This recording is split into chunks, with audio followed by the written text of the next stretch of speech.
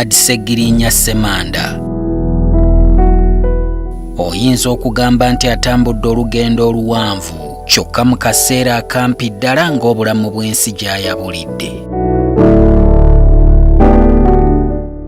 Ku kyalo Butale Kaddugala mu disitulikiti y'e Masaka, olugero lw'omusajja ono gye rutandikira mu maka g'omugenzi Peter Ssemaganda ne Justin Nakajumba. Ng'ennaku z'omwezi 5 January 1987, Muhammad Seggirinya lwe yalaba ku musana gw'ensi omulundi ogwasookera ddala. Si kulimbe nti obuto bwe bwalimu ebirungi ebiri awo byabadde anyumyako, kubanga ewaabwe baali mponga byoya, nga kyamuviirako ne mu kusoma kwo kubanga yeewalula bwewaluzi. Ku Kaddugala Primary School we yatandikira okutolobya ekkalaamu, wabula ng'okuweza ebisale by'essomero yatundanga bikajjo mu bayizi banne kitaawe bye yamuwanga.